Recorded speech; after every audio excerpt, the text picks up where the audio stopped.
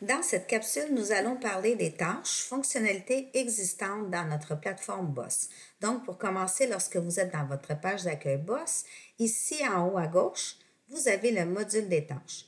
Il est important de noter que vous avez la possibilité de voir toutes les tâches de votre base de données, uniquement les tâches qui ont été complétées ou tout simplement les tâches qui sont encore en attente d'être complétées. Donc, pour commencer, on peut cliquer sur le personnel toutes les tâches comme ceci, car c'est à partir du module des tâches que vous allez être en mesure de créer des tâches, d'attribuer des tâches à vous-même, d'attribuer des tâches à quelqu'un d'autre, de modifier une tâche, de compléter une tâche et aussi de la supprimer. Donc, lorsque vous arrivez, vous allez voir ici, dans la colonne du Créer par, vous êtes en mesure de voir qui a créé la tâche et à qui elle a été attribuée. Que ce soit par vous, attribué à vous-même, créé par vous, attribué à quelqu'un d'autre, ou créé par quelqu'un d'autre qui a été attribué à vous-même. Directement sur cette page, vous êtes en mesure de venir supprimer la tâche que vous désirez supprimer.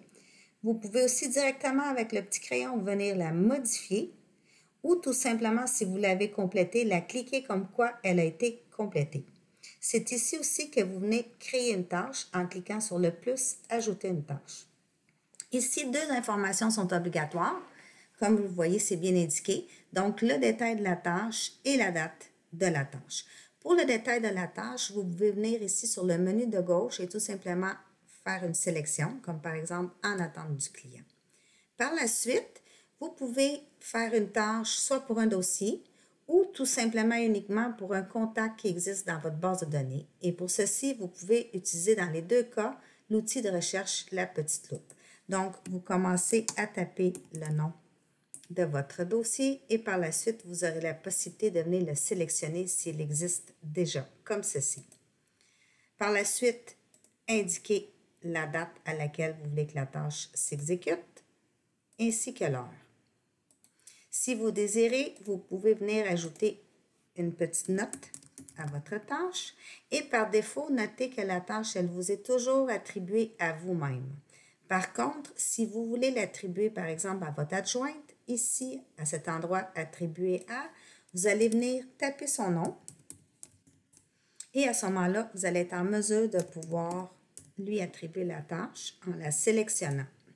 Prenez soin toujours de vous garder une notification pour vous-même, le courtier, comme ceci.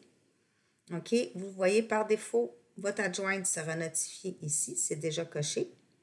Et dernière étape, si vous le désirez, venir cliquer pour que vous soyez avisé lorsque la tâche est complétée ou par exemple qu'elle serait en retard, qu'elle n'aurait pas encore été faite. Pour terminer, vous cliquez sur Sauvegarder et vous aurez la confirmation comme quoi la tâche a été sauvegardée. Par la suite, à tout moment, tel que mentionné, vous êtes en mesure de venir soit la supprimer, soit cliquer qu'elle est complétée, ou tout simplement venir la modifier comme ceci en cliquant sur le petit crayon.